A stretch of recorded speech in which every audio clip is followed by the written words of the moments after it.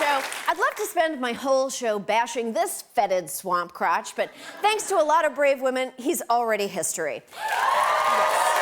And Washington has also been masturbating into the potted plant of democracy.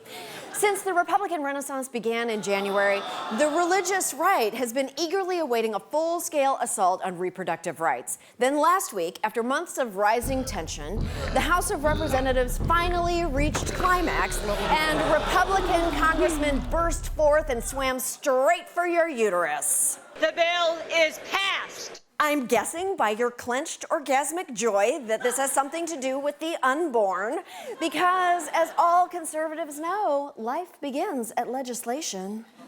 With the backing of President Trump, the House approved a ban on abortions after 20 weeks of pregnancy. The House bill is called the Pain-Capable Unborn Child Protection Act, which is bullpucky.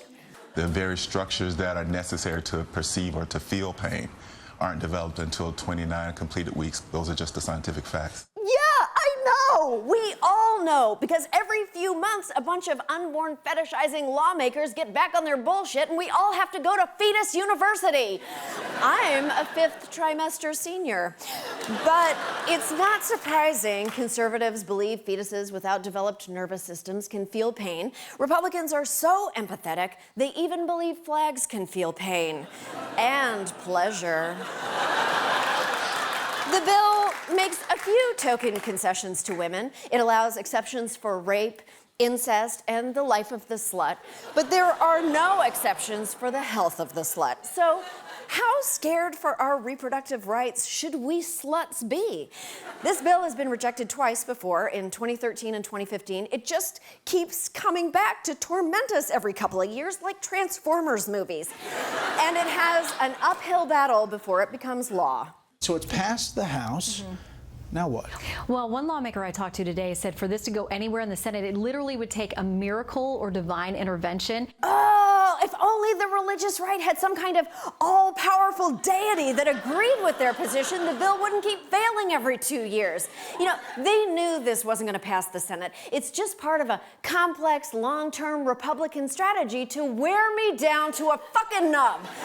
But not everything Republicans did this week was theater. Some of it was real and scary. The White House says it will roll back a mandate from the Obama administration requiring employers to include birth control coverage in its health insurance plans if it conflicts with the employer's religious or moral beliefs. Religious or moral beliefs? I think that covers all the beliefs. You can get rid of anyone's birth control if you just believe. The administration is framing this rollback as President Trump standing up for downtrodden people of faith. The administration says this is to try to help Americans get out from, as they describe it, under the thumb of the federal government. He said you don't want Americans to have to choose between their faith and the federal government. I think Americans did a pretty good job of separating their faith and the federal government when they elected President 2 Corinthians. Like barging into a pageant contestant's dressing room, Trump's move on birth control is really bad for women. His own administration estimates that 120,000 women will lose coverage, and it could be many more. Trump has never been great at keeping track of women he's hurt. And this bill doesn't just grab women by the pussy, it also grabs men by the pussy. Look, if I know 3 things about straight men, it's that they like fucking, hate unplanned pregnancies, and love historically accurate erotic suffragette play. Oh, guys, that is a bit too sexy. Can we even show that on TV?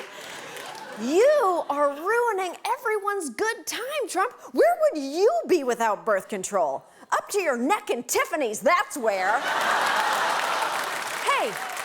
You know what else I learned at Fetus University? Birth control is a pretty good way to prevent abortion. So getting rid of it makes no sense for a so-called pro-life administration.